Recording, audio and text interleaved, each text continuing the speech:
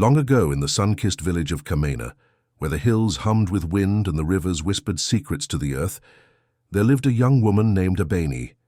She was soft-spoken and kind, with eyes full of dreams and a heart that beat for something deeper than riches.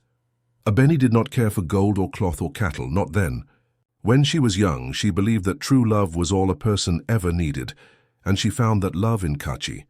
When Abeni met him, Kachi had nothing but his bare hands and a pocket full of promises. He spoke often of the life he would build, the future they would share, the sun they would chase together. He worked hard always, but all he truly had to give her then was his heart. Abeni took it gladly, but her people in Kamena did not.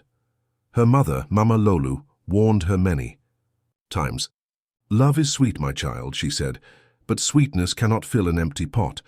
A man must offer more than love."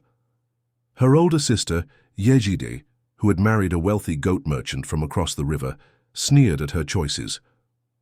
"Marry a poor man, and hunger will sleep beside you every night," she told Abeni. "You'll wear rags to bed and call tears your pillow." But Abeni would not listen. She believed in Kachi, believed that his sweat would one day bloom into wealth. She thought the struggle was just a season, a rough path before the gold. So with nothing but faith she married him, against her family's protests, against the village gossip, against all the winds blowing warnings her way. In the beginning, their suffering felt light. They lived in a mud house with one small window and a roof patched with palm leaves. Abeni found joy in little things, sharing roasted plantains with Kachi at sunset, whispering dreams to each other beneath a torn mat, watching the moonlight paint his face while they lay in silence. She didn't care that they had only one bowl between them. To her, love filled the space that money could not, but time has a way of testing the heart. Months passed. Then years, and the seeds of hardship refused to grow into comfort. Kachi tried everything. He carried heavy loads at the quarry. He cleaned stalls in the market.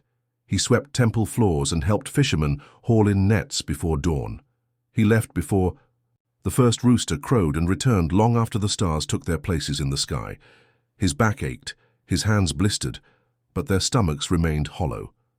At first, Abeni still smiled. Still believed, but slowly, quietly. The laughter in their home died. Their evenings, once full of silly jokes and daydreams, became quiet.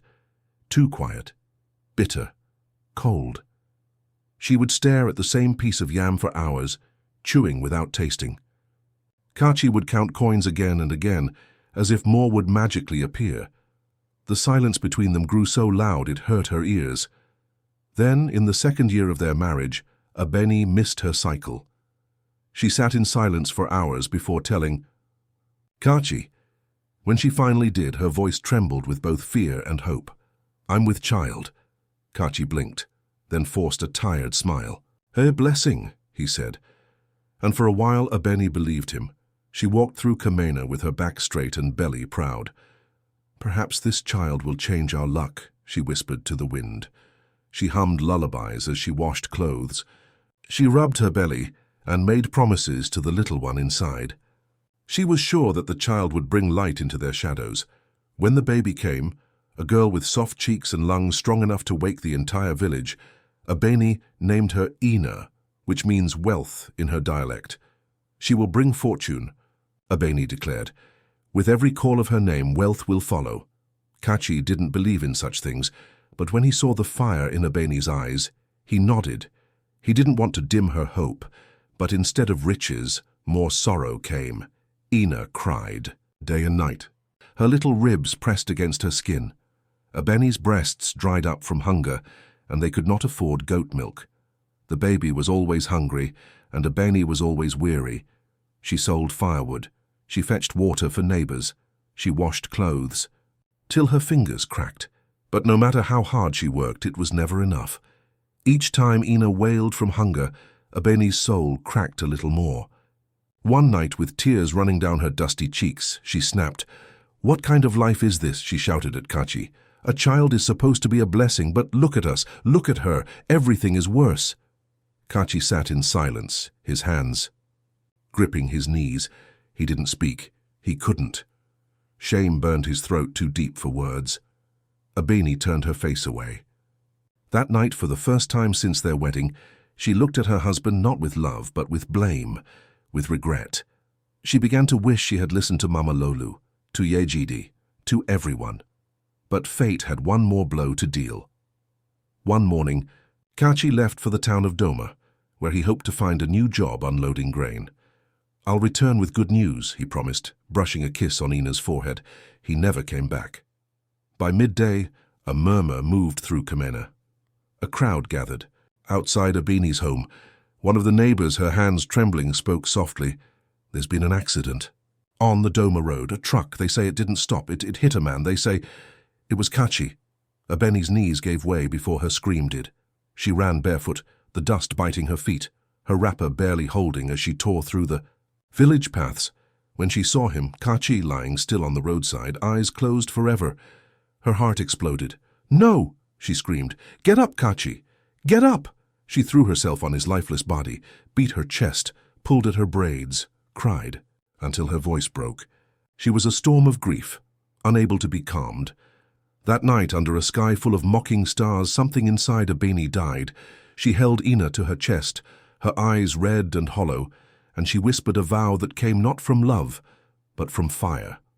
"You will never suffer like me, Ina. You will never marry a man with empty hands, never. Even if he says he loves you, even if he cries blood, you will choose wealth. Always wealth." From that day, Abeni became someone new. She worked like a machine, carrying baskets, grinding millet, mopping temple floors, selling whatever she could, spices, herbs, gossip. She never smiled. She never rested. Ina grew up with her mothers, warnings echoing daily in her ears. "Ina," Abeni would say, "never marry a poor man, not even for love. Love is a lie. It cannot fill a stomach." When boys passed by their compound, Abeni chased them off with curses. Do you have a house, a cart, even shoes? Don't look at my daughter." Ina, confused, would ask gently, "Mama, doesn't love matter too?" Abeni's face would harden like stone. "Love?" she scoffed. "Does love buy schoolbooks? Does it buy cassava when your child is starving? The only love worth anything is the one that comes wrapped in coins." Ina fell silent. But inside her young heart, something stirred. A quiet question. A hidden doubt. She loved her mother, but she wondered, was it really true? Was love that worthless? Or had grief stolen her mother's heart? "Marry a poor man," Abeni would say, "and you'll suffer like I did. I'm still suffering." Her voice always trembled with pain when she said it. Ina, her daughter, would lower her head and quietly nod. Over time, she stopped arguing. She obeyed without question, not because she understood, but because it was easier than watching her mother's heart break again. It became normal, routine. Any time a young man strolled into their compound with a hopeful smile, Abeni would greet him with the same question, "What do you do for a living?"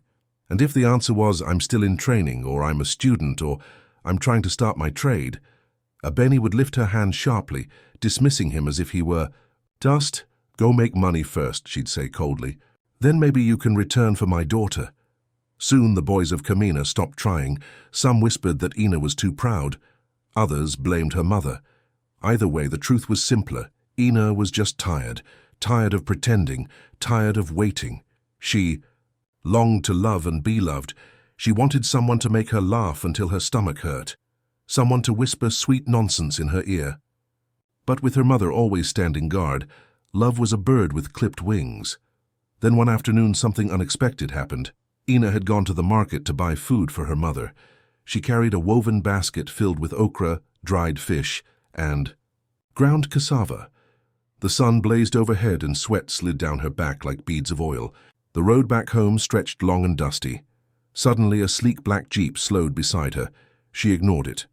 Rich strangers sometimes passed through Kamena on their way to the capital, but this time the tinted window rolled down. An older man sat inside, dressed in white linen, with grey hair brushed back neatly. "Young lady," he said in a smooth, steady voice, "where are you heading?" Ina tightened her grip on her basket. "I'm going home, sir." Let me give you a ride, he offered. Ina shook her head. No, thank you, sir. But the man insisted, smiling kindly. This sun is too harsh for a girl like you. Come in. I'm no threat, I promise. Against her better judgment, and perhaps out of sheer exhaustion, Ina gave in. She slid into the seat, careful not to spill the contents of her basket. The air inside was cool. The scent of perfume, sweet, expensive, and unfamiliar, wrapped around her like mist. She said nothing. Neither did he. The car moved slowly through Kamena's narrow roads, and the only sound was the soft hum of the engine. When they reached her compound, Abeni was outside fanning herself with a broken palm frond. Her eyes widened when she saw the jeep. She stood up immediately, her heart skipping. Who was this? When Ina stepped out, Abeni gasped, a rich man. Dropping her daughter home? Without thinking, Abeni hurried to the car. Good evening, sir, she said, bending slightly in greeting. Good evening, madam, the man replied with a warm smile. Thank you for bringing my daughter home. May the ancestors bless you. You're welcome, he said. Perhaps another day I can come for a proper visit. And just like that, he drove away. As the jeep disappeared down the road, Abeni turned sharply to Ina and dragged her inside. Who was that man? She demanded. Ina shrugged. I don't know. He just saw me on the road and offered to help. You don't know. Him? Abeni's eyes narrowed. No, Mama, I've never seen him before. But Abeni's mind was already spinning. A man who drove a car like that couldn't be ordinary. Maybe he had a son. Maybe he was searching for a bride for that son. Ina sighed. Mama, I don't even know his name. It doesn't matter, Abeni said, waving her off.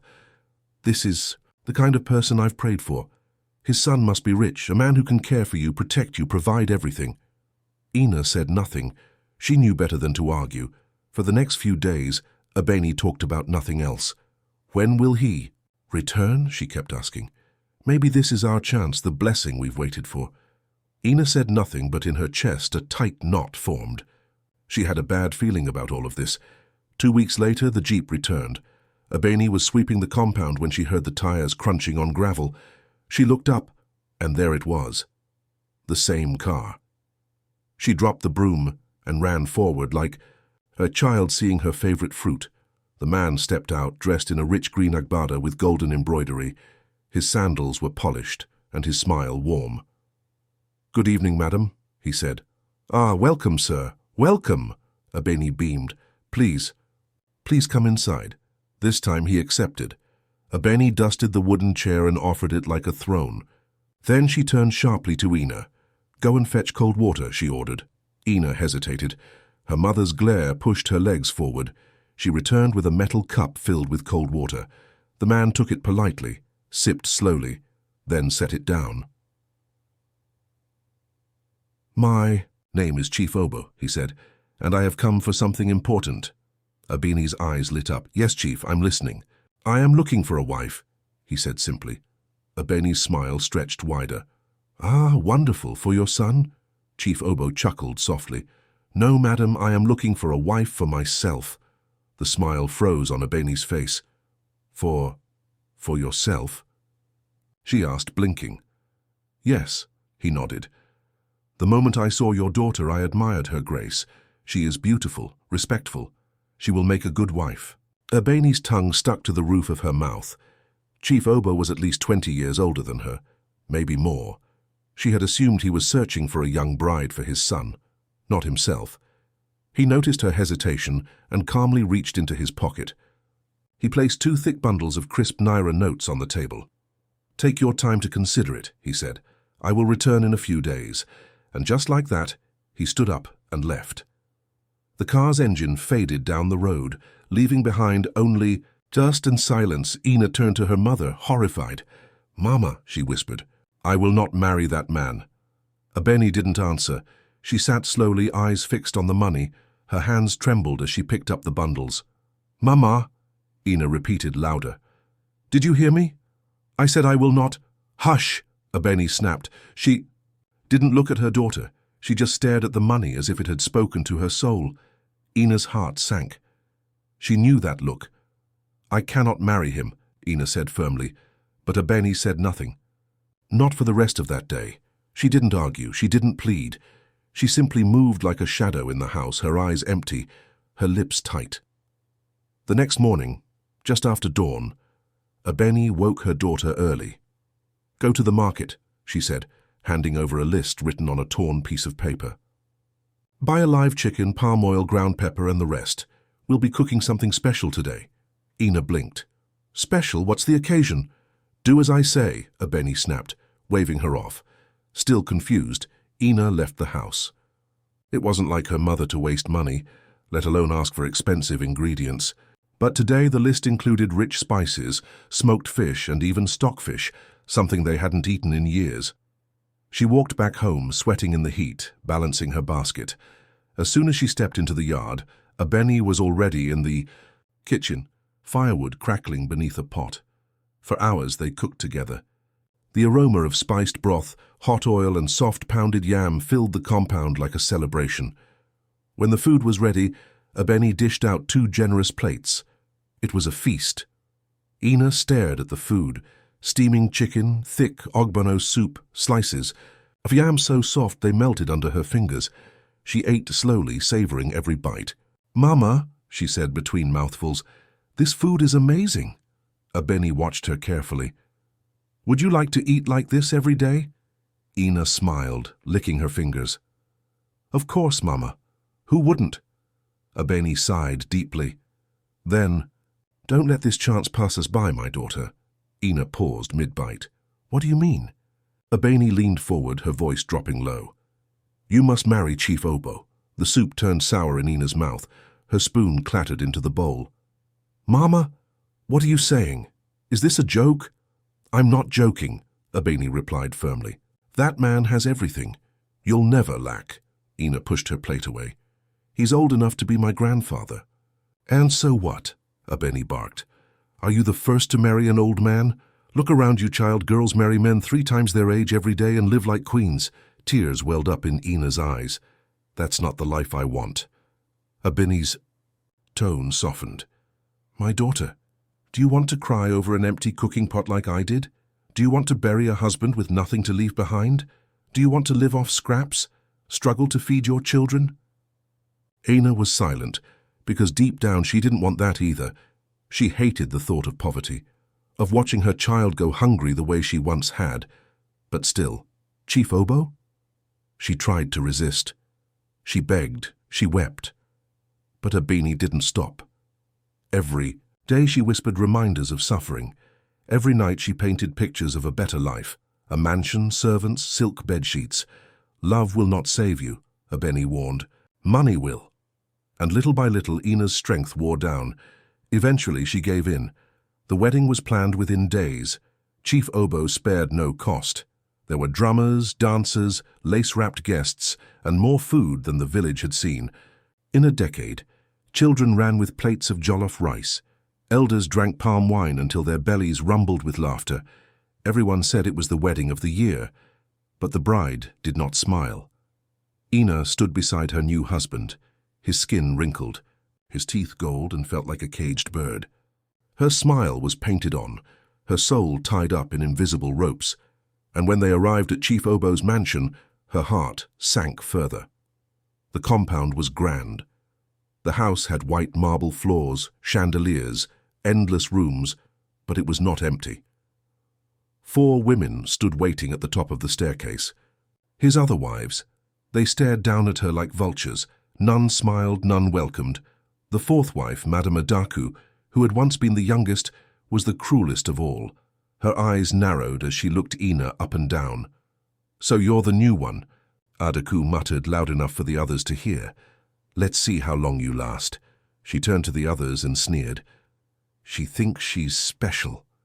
The wives whispered behind her back. They gave the maids secret instructions. They told lies to the guards. They made sure Ina felt unwanted. Meanwhile, Chief Obo gave her everything: silk wrappers, gold bangles, perfume from abroad. He even bought her a separate room with carved furniture and a walk-in wardrobe, but none of it felt like freedom. Every night when he came to her room, she would close her eyes and disappear inside herself. She would imagine she was in a forest alone, where the wind could touch her instead of him. She felt nothing. No joy, no love, only disgust. And back in Kamena, Abeni was delighted. "Are they treating you well?" she asked during one of her visits. Ina wanted to scream. She wanted to tell her mother she was breaking, that the mansion was a cage with painted walls, that wealth could not hold her at night or heal her soul. But Abeni's eyes sparkled as she touched the velvet couch. She admired the gold earrings she had been gifted as mother-in-law, so Ina forced a smile. "Yes, Mama," she whispered. "They're treating me well." She kept the truth buried. She suffered in silence. But even in her prison, light found. A crack. His name was Munachi, Chief Obo's first son. Tall, warm-eyed, and soft-spoken, Munachi was nothing like his father. He noticed Ina's sadness. He noticed how the other wives mocked her, and unlike the rest, he stood by her. "She's my father's wife," he told them. "You will show her respect." He became her shield, then her friend. They talked about everything, books, food, music. They laughed together.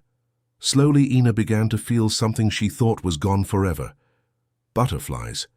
It started small, when their fingers brushed at dinner, when he winked at her across the courtyard. One day they sat under the mango tree behind the mansion, talking about nothing and everything. "I see you," Munachi said gently. "No one does," she replied. "I do," he said again. "And I like what I see." And that day they crossed a line. It was forbidden, it was dangerous.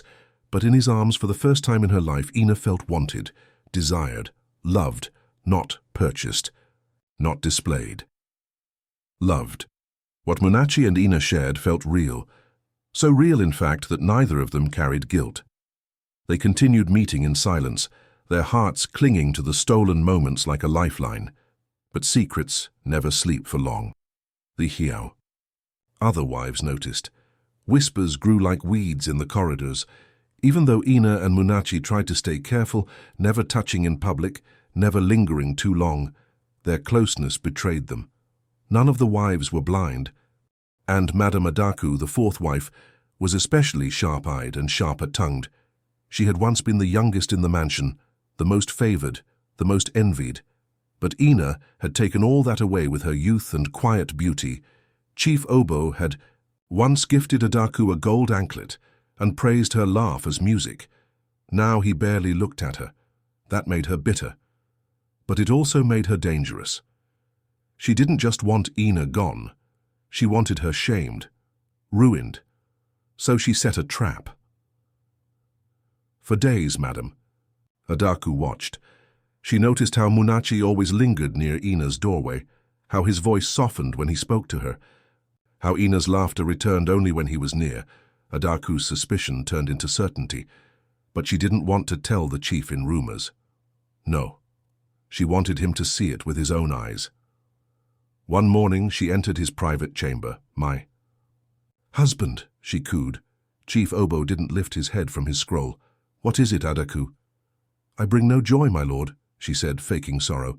"But I fear something shameful walks inside this house." The chief sat up, now alert. "Speak plainly." "It is your wife and your son," she whispered, eyes downcast. "Ina and Munachi.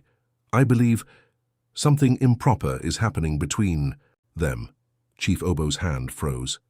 "You're certain?" "I would never bring such shameful words to you without reason," she said. "Let me show you. Let me prove it." She proposed a plan. He would pretend to leave the house on business, as he often did. The wives would go to the market, as they always did, but she, Adaku, would stay behind, watching, waiting. When the moment came, she would signal him, and if she was wrong, she said, she would accept any punishment. Chief Obo, pride wounded, and heart burning, agreed. The trap was laid. That afternoon he announced his departure. The other wives, unaware of the scheme, dressed for the market. Madame Adaku slipped into a quiet hallway and waited. 2 hours passed. She crouched behind a heavy curtain, motionless.